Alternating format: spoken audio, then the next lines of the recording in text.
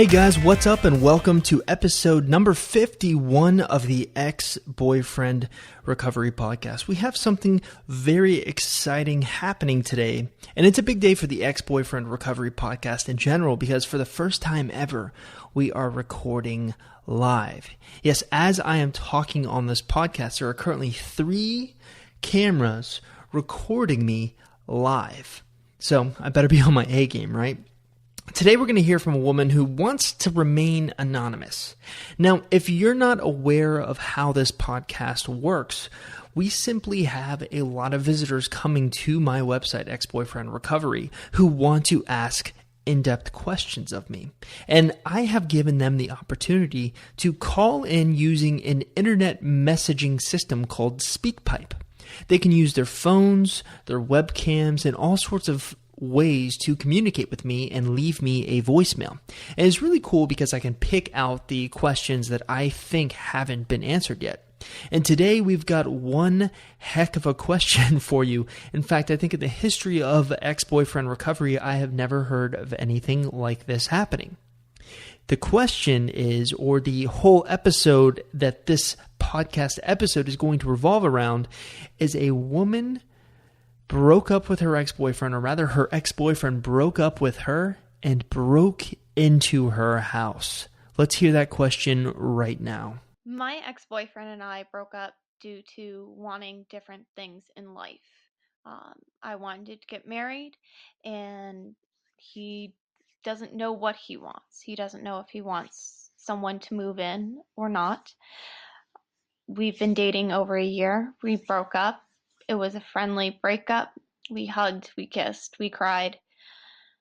And now I was gone from my house and he broke into my house to get a hoodie and sweatpants and dropped off my belongings. But I wasn't home. He left a note for me that said, "I let myself in, dropped off your stuff, got my pants and hoodie.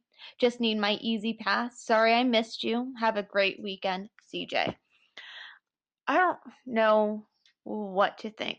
He wants to be friends. He wants to be friendly, but I can't be friendly. He broke into my house. All right, as I mentioned earlier in the episode, or rather in the introduction of this episode, I like to give people the opportunity to remain anonymous when they call in. And the reason for that is a lot of personal information is getting out there online. And some people, I definitely respect their privacy or their right to be private. So this woman in particular did not tell us her name in her message. So therefore, we're going to be referring to her from this point on as anonymous. Now, what I'd like to do is give a quick recap of Anonymous's situation so we can kind of get a bird's eye view of what's going on. Now, she mentioned that her and her boyfriend broke up because they wanted different things. She mentioned that she wanted to get married, and he really doesn't know what he wants. They dated for about a year and then broke up. Now, it was generally a pretty friendly breakup, and her definition of friendly breakups means that they hugged a lot, they kissed a lot, they cried together. And now this is kind of where things get a little bit interesting. And you can hear kind of the anger in her voice and she's upset from the breakup, and it's definitely understandable, but she claims that her ex-boyfriend broke into her house to get, I believe, a hoodie and sweatpants, and he left her a note saying there was a few more items, especially like an easy pass, which is kind of one of those easy ways of getting onto the freeway, if you don't know what that is. It's sort of like a pass you can put in your car, and I'm getting way off topic here. So he left her a note, and she really doesn't know what to think about all of this. Now, the interesting thing about this situation is I don't think I've ever encountered a situation where an ex-boyfriend has broken in to someone's house. I've encountered things with ex-boyfriends stealing money, thousands of dollars sometimes. I've encountered crazy situations where an ex-boyfriend will show up at a woman's work and try to embarrass her, or getting into fights with her in front of her coworkers. I've seen a lot of crazy things, but no one has ever taken the opportunity to break into their ex-girlfriend's house, or rather no ex-boyfriend out there has ever taken the opportunity to break into an ex-girlfriend's house. So what is the deal with him breaking in? Well, I'd be kind of curious to know, Anonymous, did he have a key? Were you sharing apartments? Did he have a way to get into the apartment or house or wherever you live? Because when you mention, or when you say breaking in, it sounds like he broke a window to open a door to get his stuff. But you didn't mention any of those kind of details, so I'm thinking either he knew, or maybe you had hidden a key to get into your apartment or house, or he had access to it already. And if that's the case, it's really not that big of a deal that he broke in. I think you're speaking from a place of anger and being upset, but what he did was wrong. He should have asked your permission first. Now, this begs an interesting question. Why did he do this? Why would he, instead of asking your permission to go into your house or to exchange items like most normal ex-boyfriends would do, why did he take the opportunity to break into your house? And I'm going to kind of put the air quotes there, to break into your house. Well, I wrote a few things down for you and what I think is going on. I think generally, when you look at his actions, he does not handle confrontation very well. And so in his mind, he's probably having this daydream, and he's thinking, how am I going to get my hoodie back? How am I going to get all my stuff back from her without going and getting into a confrontation about this? And you mentioned that you wanted to be married, so I'm also wondering if maybe you pushed the marriage a little bit too much on him and it scared him off to the point where he doesn't want to communicate with you about it. Maybe he doesn't want to get into a confrontation. And you can tell just from your voicemail that you are very upset about the situation, and you have absolutely every right to be upset about the situation, but maybe he senses that and he does not want to get into a confrontation. So he picked a time of day when he knew for a fact that you wouldn't be home, and he let himself in and he got some of the things. And maybe he knew it was bad, and he mentioned he wanted an easy pass, right? He probably looked for that easy pass, but felt that, or knew subconsciously or knew internally that what he was doing is bad. He shouldn't be in your house. And he's looking around for it and he can't find it. But the stress of being bad, I guess, made him just want to give up and write a note. So that's what I think is going on in his head. Now, let's talk about what you should do going forward. Obviously, you need to communicate with him that what he did was wrong, that he needs to ask your permission to go back into your house.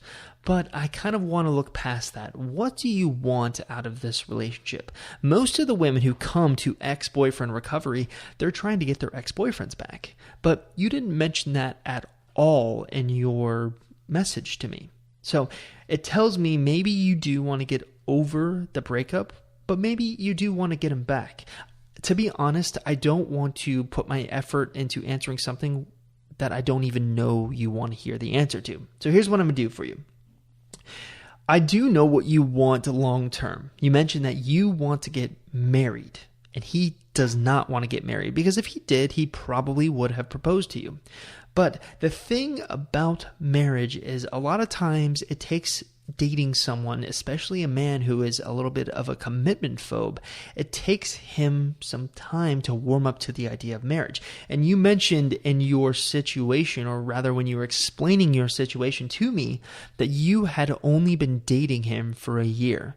So it may have been too early to bring that up to him, and you may have scared him off. I mean, that's completely plausible. So what I'm going to do to you, I'm not going to do anything to you. What I'm going to try to teach you is about commitment. So if you're listening to this and you want to know what makes a man commit to a woman, I have just the thing for you.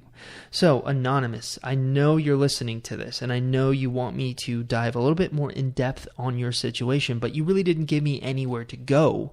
You just kind of wanted to understand maybe why he did what he did, but I'm going to go above and beyond for you. I'm going to explain to you how commitment works. Not the definition of commitment, but what makes someone want to stay committed in a relationship. Now, I did some research, and what I found relies on the interdependence theory. Now, the interdependence theory was thought up by this guy named Carl Rusbolt. Now, I don't know if I'm saying your name right, Carl. I apologize if I'm not, but his theory is genius. He posits that we commit to partners because we are dependent on that partner. That makes sense, right? You're going to want to commit to someone because you are dependent on that someone. But here's where things get really interesting. You can divide commitment up into 3 separate aspects. You have satisfaction. Now, satisfaction is the individual receives benefits with few costs to the partner. So let me give you an example. Let's say I'm in a relationship and I get a lot out of this relationship. I get a lot of satisfaction out of this relationship. And the negatives, so the pros are high and the negatives are low, essentially. I feel very satisfied with the relationship. So that's one aspect of commitment. That is one thing you definitely want to have if you want to make a man commit to you. The second thing is alternatives. Now, this one's really easy to understand. The individuals can't get their needs met elsewhere. So let me use me as an example again. Let's say I am dating you, anonymous. So I'm dating you and there are no other alternatives. No one else can compare to how I feel about you. That's another way or another reason for why men stay in committed relationships. Now, the last one is investment. How much does the individual have invested into the relationship? So this can include things like money, time, and resources. So what is happening when a breakup occurs? Well, when a breakup occurs, usually satisfaction is low, which is common sense. Satisfaction is low.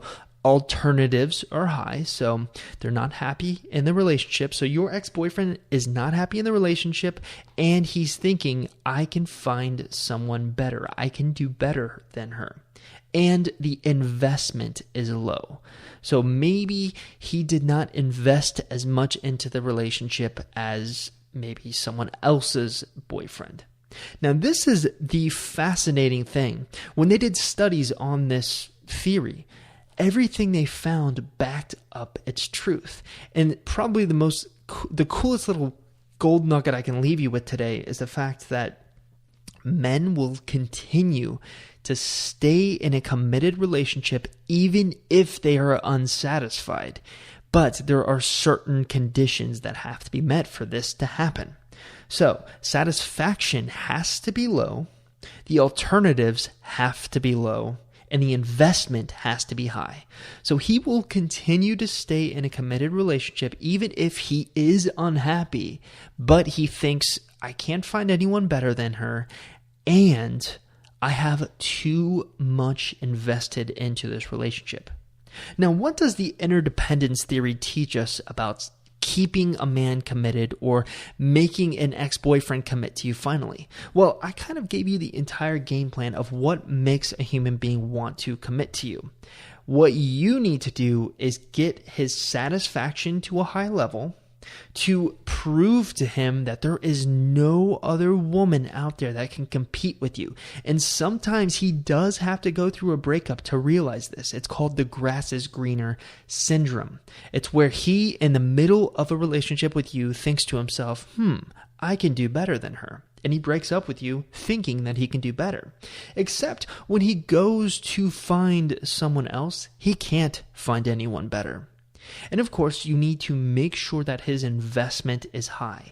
And really the big investment thing that I want you to take away from this is time. Make sure that you make him give you as much time as possible. If you can do those 3 things, you can get a man to commit to you, especially your ex-boyfriend. And that's going to do it for this episode of the Ex-Boyfriend Recovery Podcast. I had a blast researching, filming, and recording this for you. I'll see you next week.